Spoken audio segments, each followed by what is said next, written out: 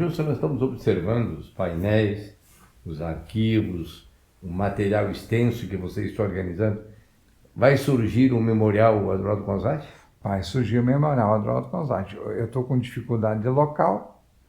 Nós tínhamos uma previsão próxima ao Parque João Batista Marquês, mas deu algum ruído na questão da terra. Nós temos uma doação de uma terra próxima ao Cristo, que nós estamos avaliando se vamos fazer lá. Mas eu vou criar o memorial Adroaldo Conzatti, que vai ser também um centro de eventos, um centro cultural. Vai ter auditório, vai ter uma série de coisas dentro desse memorial. E nós não podemos perder ou deixar de fazer com que a história dele se perpetue. Essa é a minha missão. Eu tenho vários projetos. Eu tenho o projeto Conzatti está aí, que tudo vai estar dentro do memorial no futuro. Conzatti está aí, eu vou para todas as comunidades de Reovado, Dr. Ricardo Encantado, buscando participação do meu pai como prefeito, o que ele ajudou naquela comunidade. E nós vamos registrar tudo. Depois nós vamos fazer o livro do Adroaldo Conzatti, um legado que fica. E depois, no terceiro momento, sai o memorial, que vai ser um memorial que vai virar também, na minha ideia, um ponto turístico de Encantado para conhecer a história do mentor, o mentor do Cristo, porque ele tem uma história que vai ser, sim, perpetuada. Eu me lembro que ele passou quando ele lançou essa ideia da sátira, de chamar de tudo quanto é coisa, mas está aí hoje. E assim como toda a participação nele no município, que ele se dedicou. Ele muitas vezes, Calcito, tu foi testemunho de uma parte da vida dele. Ele deixava a família, muitas vezes, para fazer uma ação pública. Agora, nos últimos anos, ele nunca usou o carro da prefeitura, ele usava os carros dele. Ele nunca tirou diária no estado, quando ia a Brasília, sim, mas ele não tirava diária. Ele não usava o carro dele, não usava a gasolina da prefeitura. Ele, em sábado e domingo, as pessoas cansavam de ver o carro dele em frente à prefeitura. O que ele estava fazendo? Empenho por empenho. Tanto que ele economizou, em 4 anos, do mesmo dinheiro que tinha no passado, 10 milhões de reais. Em quê? Em gestão, diminuindo o telefone, refazendo contratos, cuidando, por exemplo, da oficina, vai só fazer o que tem que ser feito. Mas ele tinha um olho clínico, ele conseguia fazer isso aí porque ele era muito focado, ele tinha noção. E quando ele saía da prefeitura, que ele saía quietinho no carro dele, ele andava pelas ruas da cidade e pelo interior, só observando. Quando chegava alguém para fazer qualquer reivindicação, ou o pessoal da prefeitura dá informação de como é que está a obra X ou Y, ele já sabia, porque ele já tinha ido lá. Mas ninguém sabia, porque ele não anunciava. Ele tinha um estilo diferente. Ele não era um propagandista das ações dele, mas ele era um cara que estava sempre pensando ali na frente como é que ele ia fazer para resolver o problema das pessoas. Bom, Gilson, nós acompanhamos de longe, porém através das plataformas digitais muito próximo, o momento derradeiro, desde a sua doença, desde que ele foi acometido pela Covid, até a queda, até a sua internação, a sua intubação e o seu óbito. Sabemos que ele gosta tanto do Rogério, quanto do Luiz Henrique, quanto do seu, mas você foi o homem que acompanhou os últimos momentos dele. Momento difícil esse, né, Gilson? Muito. Sabe que um homem que, em que pese ter uma idade, gozava de uma saúde de ferro, né? Com certeza. E por que nos últimos dias, por que eu fiquei muito próximo do meu pai? Porque em agosto do ano passado, a minha mãe baixou ao hospital em Porto Alegre. Era uma raspagem numa perna que ela tinha que fazer. E eu, na segunda vez, estive com ela e fui a Brasília. A minha ideia era passar o fim de semana em Brasília para ficar na outra semana lá, ficar 2 semanas. Mas estava feliz da vida com ela, estava tranquila. O que aconteceu? Na sexta-feira, me liga o meu irmão, vem que a mãe está na UTI. Digo, como? Não, E eu falava com ela todos os dias, no telefone. Quando eu voltei, não adiantou mais. A minha mãe morreu na segunda-feira. Dia 31 de agosto. Eu, uma semana, 2 semanas depois, pego Covid. Fico na UTI. Fiquei lá 9 dias no Moinhos de Vento. Fiquei 12 dias hospitalizado. Passa isso tudo, vem a eleição, vou para a eleição lá em Iraí, me reelejo, vereador mais votado, pela segunda vez. Passam os dias, morre minha sogra, né? Então, tudo... Aí vai o Mazarino também, né? Acho que o Mazarino foi antes da minha... Não, foi depois da minha sogra, meus amigos. O Sandro Barreto, enfim, vários. Mas o meu pai, ele era um cara... ele era muito positivo. E eu fiquei com ele esses últimos dias, eu conversei muito com ele. Porque ele estava bem. Por que ele foi para o hospital, Claucir? Porque no sábado deu uma febrezinha nele, mas coisa pouca, tomou um remedinho lá, passou a febre.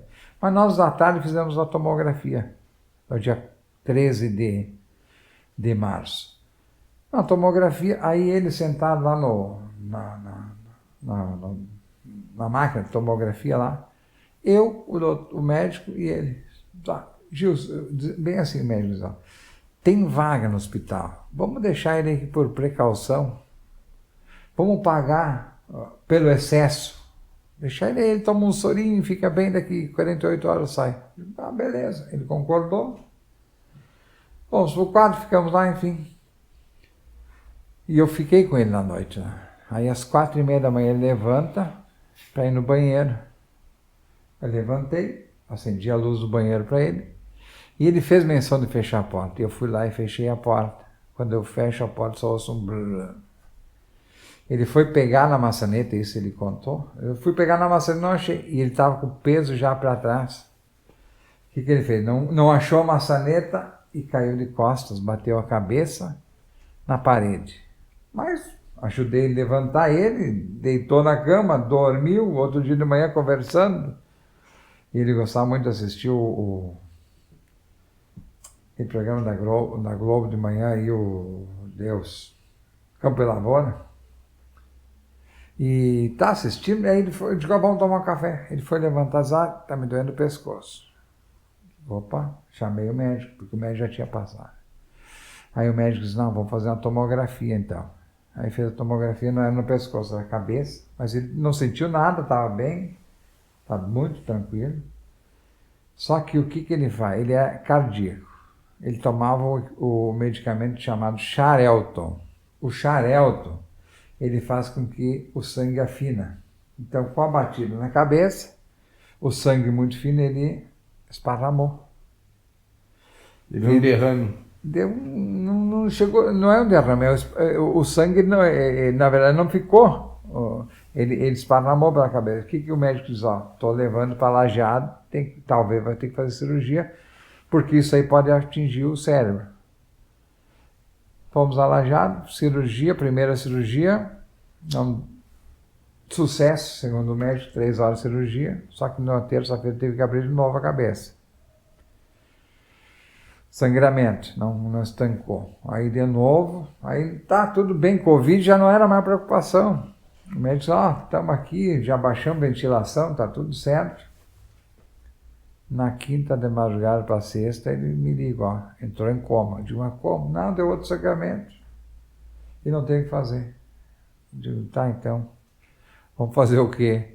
Eu só quero que vocês me deem a permissão da família ficar com ele o último dia, colocar ele num quarto aí e deixar lá. Aí se montou uma mini CTI, passamos o dia com ele no dia 19 de março e no final da tarde se desligou lá, se tirou a intubação, né? Durou 2 minutos e faleceu. Mas era um cara que tinha muita vontade de viver, ele tinha muitos projetos, inclusive pessoais. Nós tínhamos aí um projeto de uma granja de 10 mil suínos, que ele queria, porque queria. Não lançamos isso porque em Cantar nós não tínhamos terra para isso. Então nós estávamos adquirindo uma terra na divisa com as nossas terras lá no São Marcos, ali E aí ia pegar o doutor Ricardo e ia conseguir fazer. E ele não queria no primeiro momento fazer e no outro município não se encantar, mas nós tínhamos definido. Então ia sair esse projeto, mas agora não. Mas para ver como ele era visionário, né? Então foi uma comoção aquele enterro dele. O cortejo levou 3 horas para chegar no cemitério, se passou por alguns bairros, e o interessante é que as pessoas ficaram chateadas dos bairros que não passaram. Gilson, vivemos um período de pandemia, o sepultamento, o cortejo foi muito emocionante, e vocês sentem que em alguns bairros não foi possível passar. Mas demonstrou que a comunidade realmente ficou comovida. Sim, foi fantástico. As crianças entregando flor no caminhão, passando lá, pessoas de idade chorando, se manifestando, cartazes, as ruas, as casas, os prédios com faixa preta ou com a bandeira de encantado. É muito, muito confortante. O Bar Navegantes, por exemplo, as pessoas estavam esperando lá com uma escola de samba, para ter uma ideia, para homenagear. Então foi muita emoção e aquilo, né? O cara é político, que o povo já é meio assim com político. O cara é velho, tem 81 anos, e essa comoção que deu na cidade de um político e de um velho é um reconhecimento de uma história toda. E eu até disse no dia lá. Carisma, né? Foi-se um homem, fica uma história. Uma história muito bem contada e com um final muito positivo. Para ele como pessoa, para a família, mas para uma comunidade como um todo. A passagem do meu pai, ela refletiu um positivismo na cidade, né? Então, quando a gente viu todas aquelas manifestações, até ontem mesmo o pessoal da prefeitura me disse: ó, Gilson, veio uma correspondência lá do Pernambuco, da cidade de Bonito, o prefeito lá mandando, se solidarizando com a comunidade pela passagem do teu pai. Pô, bonito, cara. Então, assim, o pessoal da Itália, enfim, foi muito emocionante ver as pessoas e os depoimentos das pessoas, porque quando se morre, muitas vezes tu é reconhecido mais do que tu era, né? Mas no caso do pai não, porque a gente via o sentimento verdadeiro. Num período de pandemia, se tomou todos os cuidados para fazer o funeral dele, o velório dele, às 4 horas lá dentro da prefeitura, mas se fechou as ruas, pessoas espalhadas, mas viam várias manifestações, crianças lendo poema, velho tocando violão, cantando para ele, entidades fazendo homenagens. Então isso conforta muito, e desse legado que ele sempre trabalhou. Ele nunca foi de falar muito, né? Ele sempre foi um cara que falava com ele uma ideia, ele ficava quieto e te respondia. Daqui 2 dias ele vinha com ele analisava, pensava. Eu me lembro muito bem que eu ia falar com ele sorri. Não é bem assim. Não, ele tinha aquele jeitinho dele, não é bem assim. Fazia assim, ó. Então ele tinha isso, e isso eu espero que não faça falta para a cidade isso, né? Que outros virão, que o Jonas consiga. Eu tenho dito para as pessoas, o Jonas tem uma personalidade dele, não é do Consat, como o Claucir tem a dele, o Gilson tem a dele. Não queiram esperar do Jonas que seja um Adroaldo Consat. Não, ele vai ser o Jonas Calvo, muito, muito leal, e o pai se foi dessa com esse pensamento, que o Jonas foi leal com ele no pouco período que foi vice-prefeito, mas o pai sentia uma confiança muito grande no Jonas. E ele está demonstrando essa lealdade até hoje. Está mantendo essa equipe que o Adroaldo tinha? Ele com certeza vai mudar algumas coisas, né? Obrigado. Mas ele está mantendo o espírito, o eixo central, né? O espírito da gestão, que era o quê?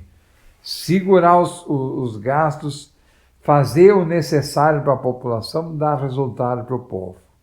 Mas sem jogar dinheiro para fora, sem deixar com que os recursos sejam desviados, como era assim no passado, de formas mais variadas, até por má gestão. Então o Jonas está muito centrado nesse sentido e eu não tenho dúvida que vai ser uma administração boa para a nossa comunidade de Encantado. E eu digo nossa porque eu me considero encantadense sempre. Obrigado, Gil. Eu Sucesso, te parabéns, agradeço. foi um Hein? prazer, viu? Obrigado, tudo de bom. Estamos juntos. Obrigado, falamos com o Gil Scosato, o filho do homem. Falando conosco aqui na Rádio e TV Liberal, na nossa 102,1.